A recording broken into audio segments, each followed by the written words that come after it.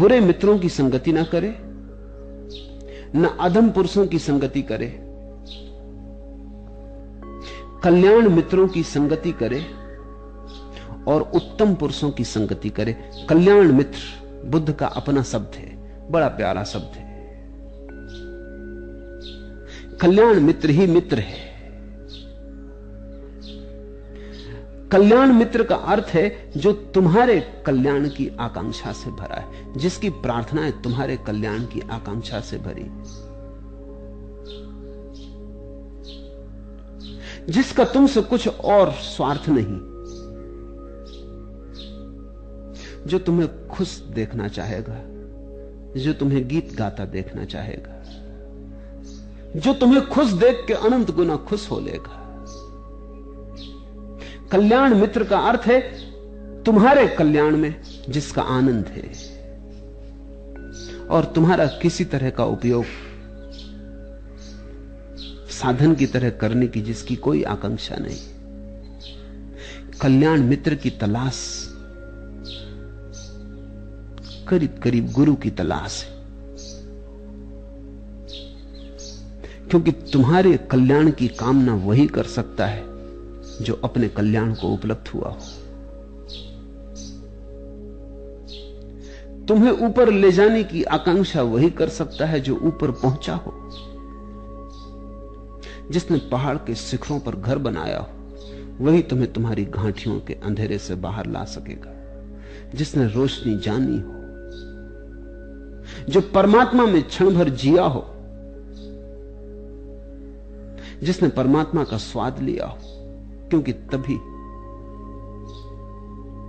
केवल तभी कल्याण की वर्षा होनी शुरू होती है, उसके पहले नहीं। कल्याण मित्र बुद्ध का शब्द है गुरु के लिए। बुद्ध गुरु शब्द के पक्षपाती नहीं, थोड़े विरोधी हैं। बुद्ध बड़े अनूठे मनुष्य हैं। वो कहते हैं कि गुरु शब्द विकृत हो गया, हो भी गया है, उस दिन भी हो गया था। गुरुओं के नाम पर इतना शोषण चला है, गुरुओं के नाम पर इतना व्यवसाय चला है। गुरुओं ने लोगों को कहीं पहुंचाया ऐसा तो मालूम नहीं होता, भटकाया ऐसा मालूम होता है। कभी 100 गुरुओं में कोई एक गुरु होता होगा, 99 तो गुरु नहीं होते, सिर्फ गुरु आभास। इसलिए बुद्ध ने नया शब्द चुन लिया, कल्याण मित्र। बुद्ध ने अपने शिष्यों को कहा है कि मैं तुम्हारा कल्याण मित्र हूं। और बुद्ध ने कहा है कि इस जीवन की सारी समझ के बाद अब दोबारा जब मैं आऊंगा तो मेरा नाम मैत्रेय होगा, सिर्फ मित्र, मैत्रेय। भविष्य में जब मैं आऊंगा तो मेरा नाम मैत्रेय होगा। जैसे गुरु को बिल्कुल ही काट दिया, पर ठीक ही, गुरु का प्रयोजन ही वही है कि वो तुम्हारा कल्याण मित्र हो जाए। मित्र बड़ा प्यारा शब्द है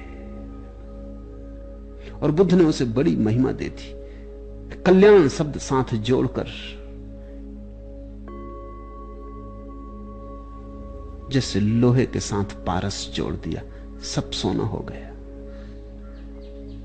बुरे मित्रों की संगति ना करे, ना अधम पुरुषों की संगति करे, कल्याण मित्रों की संगति करे और उत्तम पुरुषों की संगति करे। अगर कल्याण मित्र न मिले तो उत्तम पुरुष की संगति करे। उत्तम पुरुष का अर्थ है जो तुमसे थोड़ा आगे गया। कल्याण मित्र का अर्थ है जो पहुंच गया, जिसने शिखर पर घर बना लिया।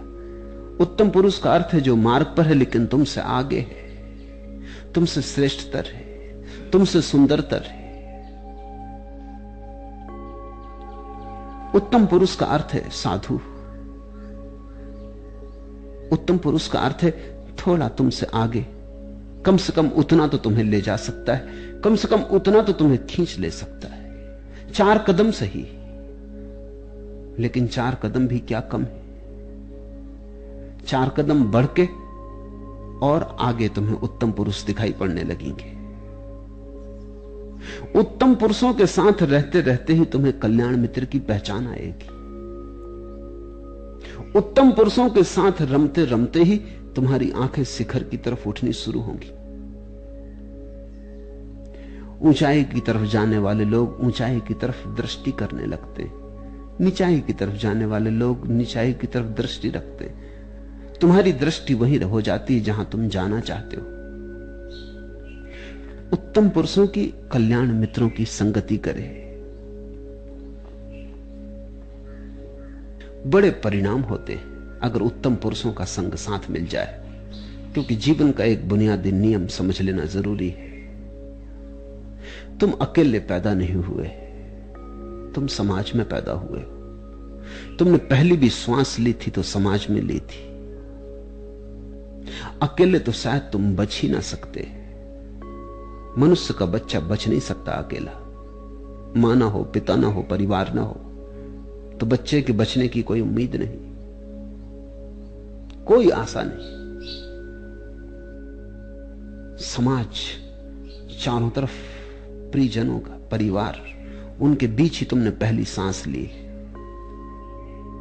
उस बड़े जन्म के लिए, उस नए जन्म के लिए भी फिर तुम्हें एक परिवार चाहिए जहां तुम एक और सांस लोगे। परमात्मा की सांस कहो, निर्वाण की सांस कहो। ये शरीर की सांस के लिए भी तुम्हें औरों की जरूरत पड़ी थी। किसी की चाहत की जरूरत पड़ी थी, किसी के प्रेम की जरूरत पड़ी थी।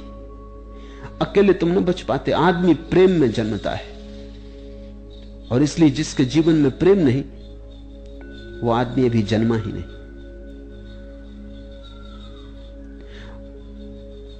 आदमी के हृदय की धड़कन सिर्फ श्वासों से नहीं बनी, और भी सूक्ष्म स्तर पर प्रेम से बनी।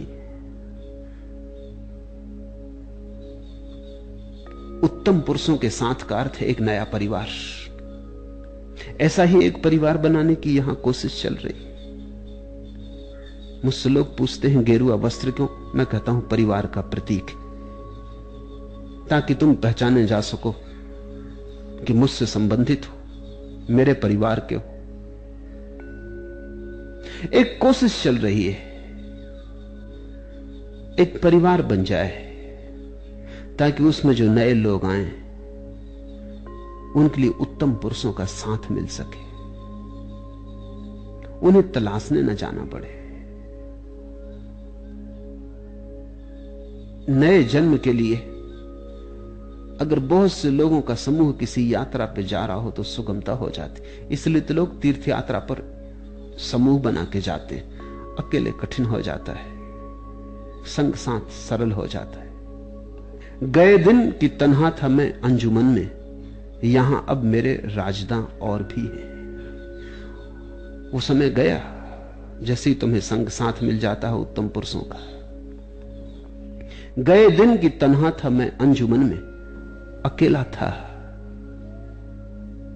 वो समय गया। यहां अब मेरे राजदा और भी हैं। अब मेरे रहस्य को, मेरे भेद को, मेरी खोज को बांटने वाले साझेदार भी हैं। बड़ा भरोसा पैदा होता है जब तुम पाते हो कि और लोग भी उसी यात्रा पर निकले। अकेला पाके अपने को हाथ पैर कमजोर होने लगते। अकेला पाके और लंबाई मंजिल की देख के भय पैदा होने लगता है, पूरी हो सकेगी। अकेला पाके और शिखरों की दूरी देखकर अपने पैरों पर भरोसा नहीं आता कि इन छोटे छोटे पैरों से, कमजोर पैरों से वहां तक पहुंच पाएंगे। लेकिन एक लंबी कतार है, तुमसे आगे कोई, उससे भी आगे कोई, उससे भी आगे कोई, एक सिलसिला है।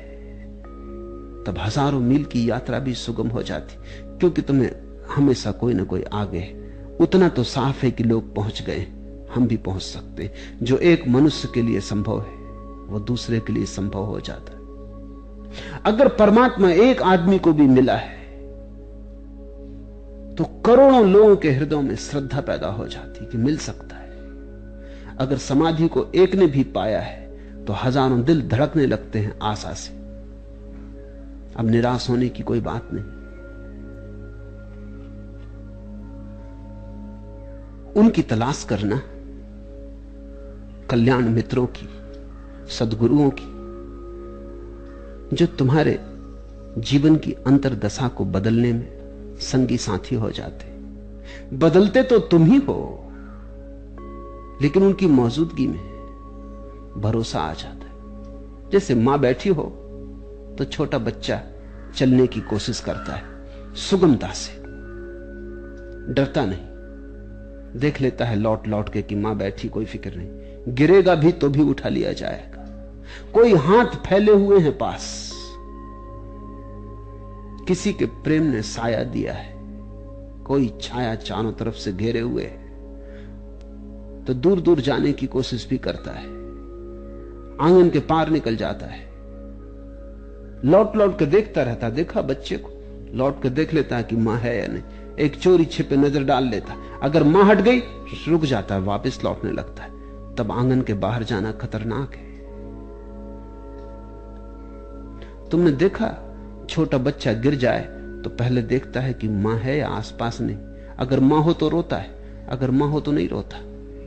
बड़ी हैरानी की बात है, इतना छोटा बच्चा इतना गहरा गणित पहचान गया कि सार क्या है, रोना किसके लिए, कौन बुझाएगा, कौन समझाएगा, कौन आके सिर थपथपाएगा।